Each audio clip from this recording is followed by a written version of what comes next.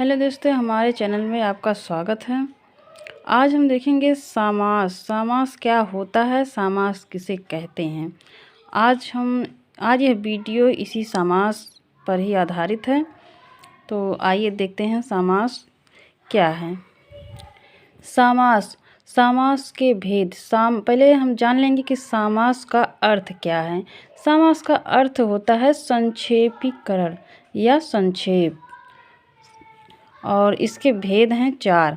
तो ये समास 4 प्रकार के होते हैं: अव्ययी भाव समास, तत्पुरुष समास, द्वंद्व समास और बहुव्रीहि समास। और अव्ययी भाव समास में पहला पद प्रधान होता है, और तत्पुरुष समास में दूसरा पद प्रधान होता है और उत्तर पद प्रधान होता है। और द्वंद्व समास में दोनों पद प्रधान होता है। बहुव्रीहि समास में अन्य पद प्रधान होता है। गौड़ पद प्रधान, उसी को ही गौड़ पद कहते हैं, और गौड़ पद प्रधान होता है। तीसरा पद प्रधान होता है, दोनों पद प्रधान होता है। तो हम अब इसके बारे में जानेंगे। और तत्पुरुष समास, ज़्यादातर इस पर ध्यान दीजिए कि तत्पुरुष समास के 2 पार्ट होते हैं। इसी के अंतर्गत ही ये द्विगु समास आता है और कर्मधारय समास भी आता है।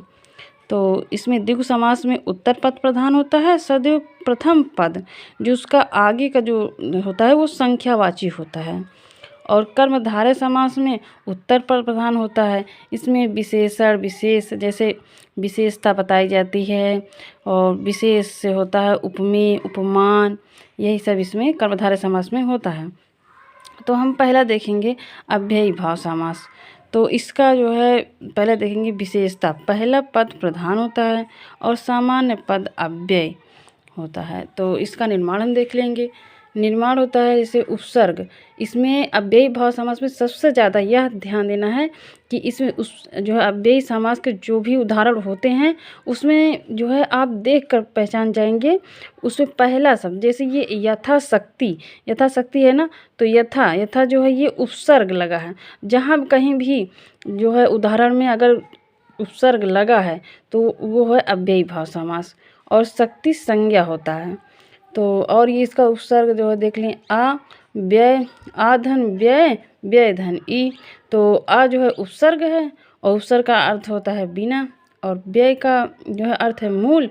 मूल मतलब होता है खर्च, और व्यय ये ई जो है ई प्रत्यय से बना है, और इसका अर्थ है हुए।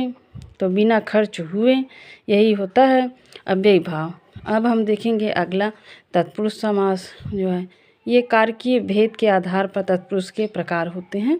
तो पहला है कर्म तत्पुरुष, और इसका चिन्ह जो है को है। और कर तत्पुरुष, इसका चिन्ह है से। और संप्रदान तत्पुरुष, इसका जो है चिन्ह है के लिए। और आपादान तत्पुरुष से अलगाव होने में।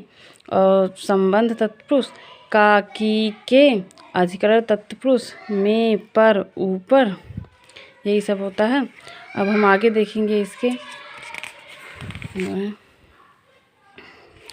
समस्त पद और समास विग्रह। कुछ हम इसमें देख लेंगे विग्रह कैसे होता है। तो स्वर्ग प्राप्त, अब इसका हम विग्रह करेंगे। तो स्वर्ग को प्राप्त, हस्तलिखित, हाथ से लिखा हुआ। रसोई घर, रसोई के लिए घर, ऐसे इसका विग्रह होता है।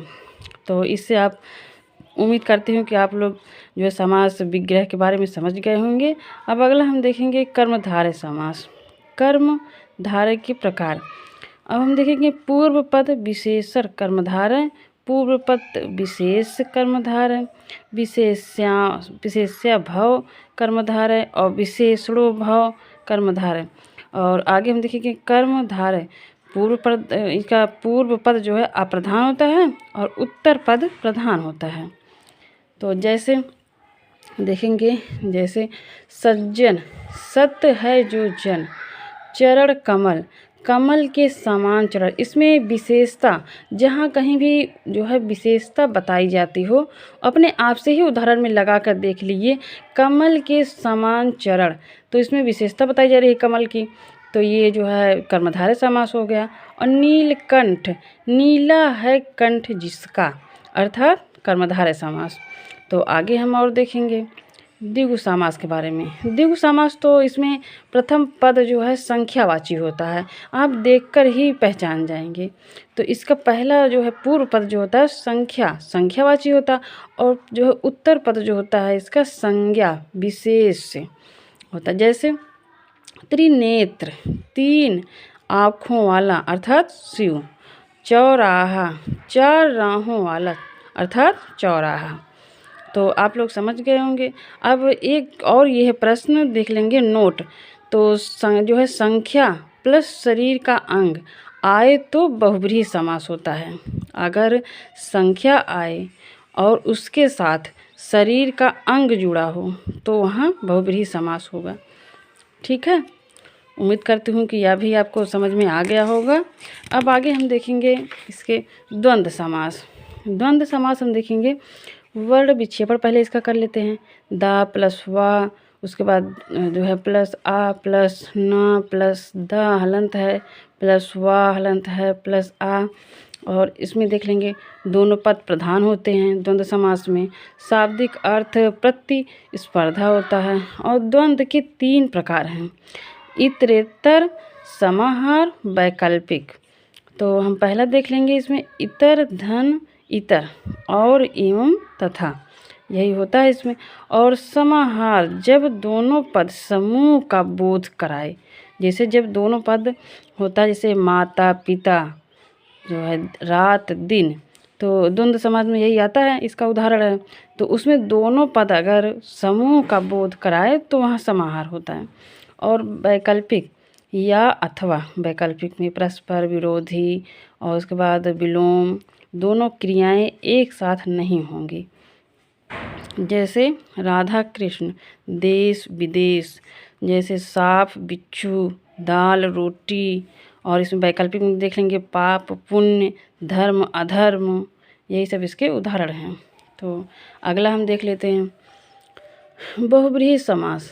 अन्य पद प्रधान है, इसमें जो है अन्य पद प्रधान होता है और इसका पूर्व पद जो है देखिए पंक और उत्तर पद जा, तो दोनों मिलकर क्या हो गए पंकज।